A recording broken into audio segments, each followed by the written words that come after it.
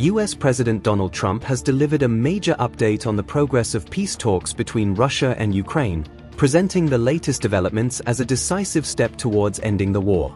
On November 25, Trump revealed that he has instructed his Special Envoy, Steve Witkoff, to travel to Moscow for direct talks with Russian President Vladimir Putin on the future of the peace plan. Trump made the announcement in a post on his Truth Social platform, just hours after Ukraine signaled its acceptance in essence of his proposed deal, underscoring the momentum he claims is building behind the negotiations.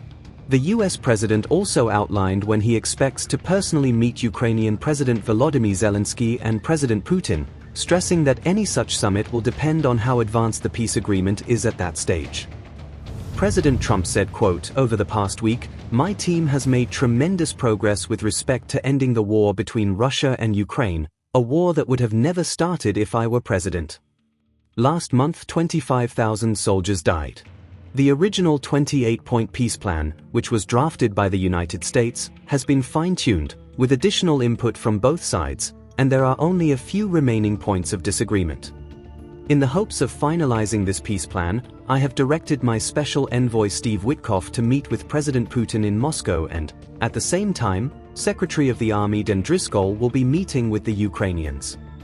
I will be briefed on all progress made, along with Vice President J.D. Vance, Secretary of State Marco Rubio, Secretary of War Pete Hegseth, and White House Chief of Staff Susie Wiles.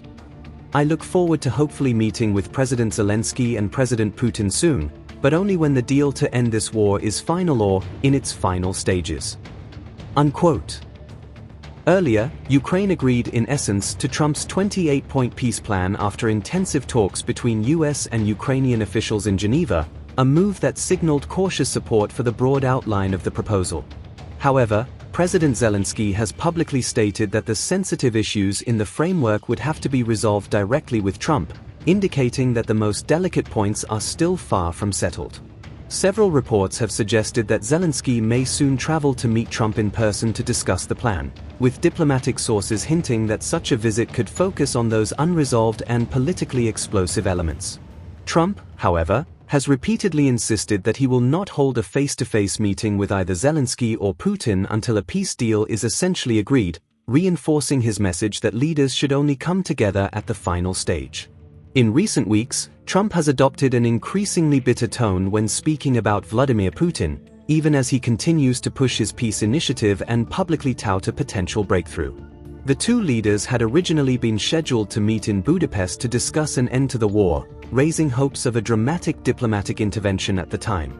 The planned Budapest summit was later called off by the United States, reportedly because of what Washington viewed as Moscow's hardline demands, which U.S. officials believed left too little room for compromise.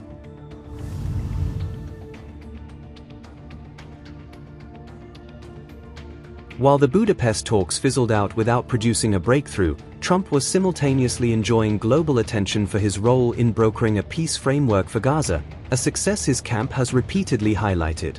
Riding that wave, Trump's envoy Steve Witkoff used the Gaza outcome as a selling point when pitching a similar multi-point plan to a senior Kremlin official for the Ukraine war.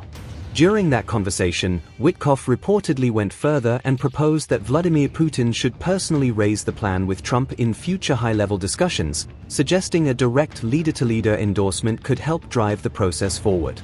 These developments were reported by Bloomberg, which cited what it described as a transcript of Witkoff's call as the basis for its account.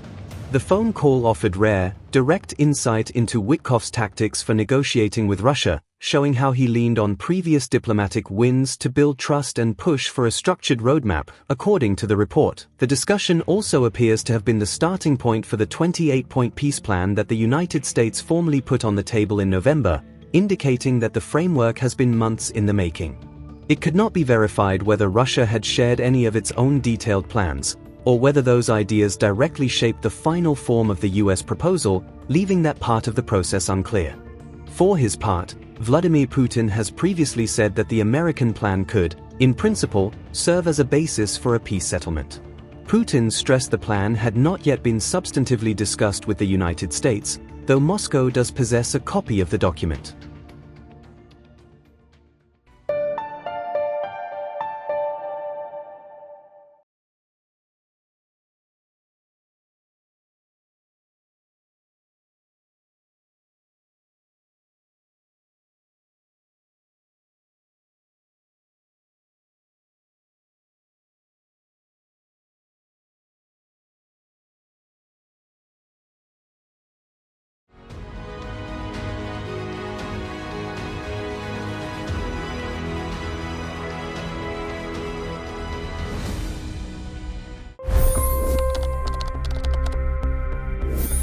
25 crore गरीब गरीबी को परास्त करके बाहर निकले।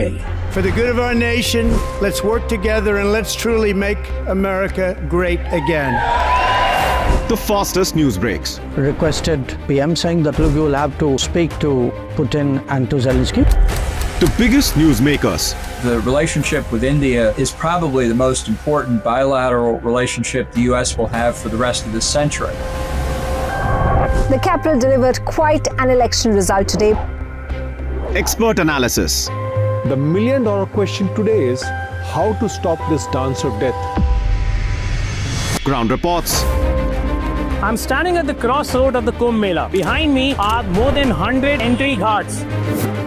Long-form interviews. Exclusionary politics is reflected in Manipur case as well. You don't bother because this is a small state.